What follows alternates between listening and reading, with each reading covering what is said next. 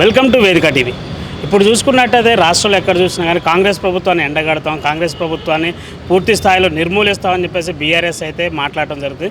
ఆ విషయం మీద మనతో మాట్లాడడానికి పీసీసీ మాజీ కార్యదర్శి డాక్టర్ సంతోష్ ముదిరాజ్ గారు మనతో ఉన్నారు. సార్, అసలు బీఆర్ఎస్ ఇట్లాంటి మాట్లాడటానికి గల కారణం ఏంటంట? నమస్తే తమ్ముడు. ముందుగా వేదిక టీవీ ప్రేక్షకులకు నమస్కారాలు.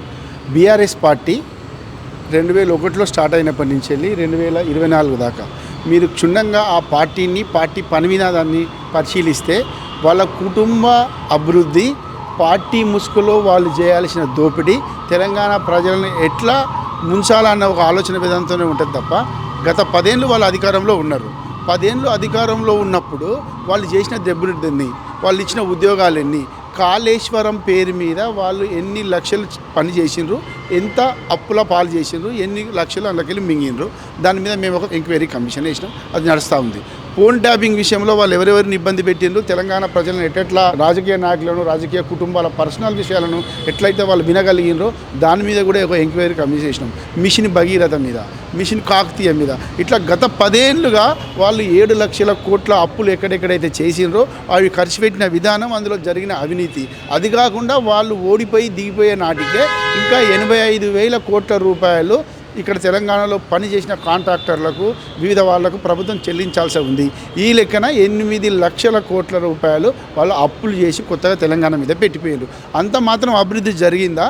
ఆ పనులలో ఎక్కడెక్కడ అవినీతి జరిగింది, ఎక్కడెక్కడ ఈ ప్రభుత్వము ముసుగులో తెలంగాణ ప్రజలను మోసం చేసి పార్టీని పెంచుకొని కుటుంబం ఎట్లా బాగుపడ్డదో అన్న అంశాల మీద అధికారంలోకి వచ్చి 10 నెలలు జరుగుతూ ఉన్న రేవంత్ రెడ్డి గారి నాయకత్వంలోని ప్రజాప్రభుత్వం వీటన్నిటి మీద ఎంక్వైరీ కమిషన్లు వేసింది. ఎంక్వైరీ కమిషన్కి వచ్చేవరకు ఏం జరిగింది అంటే వీళ్ళు అవినీతి చేసిండ్రు, ఇబ్బంది పెట్టిండ్రు, ప్రజా సొమ్మును బాగా దుర్వినియోగపరిచిందని చెప్పి ఒక్కొక్కటిగా వేదికలు రిపోర్ట్లు రావడం జరుగుతూ ఉన్నది. ఎట్లయినా మేము తిన్న అవినీతిని కక్కాల్సి వస్తుంది, మా కుటుంబం జైలు పోవాల్సి వస్తుంది. మా చెల్లె కవితమ్మ ఆల్రెడీ తిహార్ జైల్లో పోయింది లిక్కర్ స్కామ్లో. నేను కూడా ఇక్కడ పోతా, మా నాయనను కూడా జైల్లో వేయాల్సిన అవసరం ఉంటుంది.